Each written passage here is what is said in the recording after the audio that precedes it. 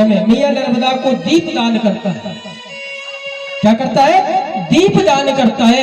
उसका वंश उसी दीप की नाई आगे बढ़ता जाता है, बढ़ता जाता है, बढ़ता जाता है। कभी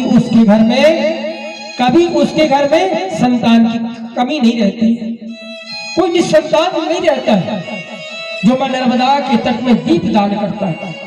जो हमारी बहनें दीप दान करती है, हमारे बच्चे दीप दान करते हैं, क्यों करते हैं? दीप दान करने का मतलब क्या है?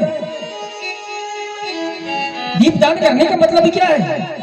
दीप दान करने का यही मतलब है कि हमारे वंश का दिया सदा जलता रहे, कभी भी हमारे वंश में हानि ना हो, कभी भी हमारे वंश में हानि ना हो। सदा जिस प्रकार से यह दीपक की लौ निकल रही है, तेज निकल रहा है दीपक से, इसी प्रकार से हमारा वंश तेजमय होता रहे। और उसके वंश में कभी ऐसा नहीं होता है कि फलाने के यहाँ पर बेटा नहीं है, कि बिटिया नहीं है। उसका वंश निरंतर बढ़िया हरियाता रहता है, फूलता रहता है, फलता रहता है और वंश आगे बढ़ता रहता है। दीपदान का विशेष महत्व पता है हमारे नर्मदा के तट का। और जो दीपदान पुत्र प्राप्ति के लिए जो दीपक होता है, पुत्र प्राप्ति के लिए जो दीपक जलाया जाता है नर्मदा तट में, उसका अलग विधान होता है।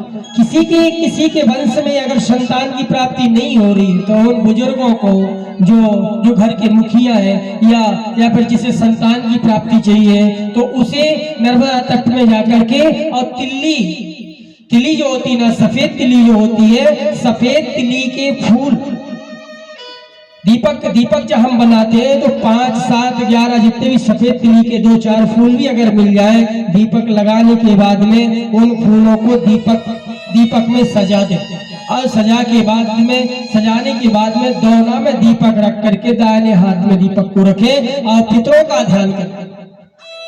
किसका ध्यान करें? पितरों का ध्यान करें।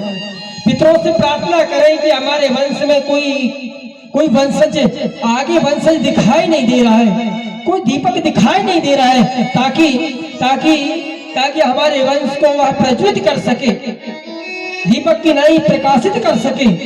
इसलिए हे नर्मदा, हम तेरे तट में आए, तेरी शरण में आए, ये दीपक हमें प्रदान कर और हमारा कुल दीपक हमें प्रदान कर। तू ये दीपक ले, लेकिन इसके बदले में हमारा कुल दीपक हमें वापस दे दे। तो अगर हम अमावस्या, पूर्णिमा, एकादशी, अमावस्या, पूर्णिमा, इन तिथियों में अगर हम दीपक दान करते हैं मां नर्मदा के तट में जाकर के, उसके वंश में सदा वंश वृद्धि होगी। एक बेटा जिसका है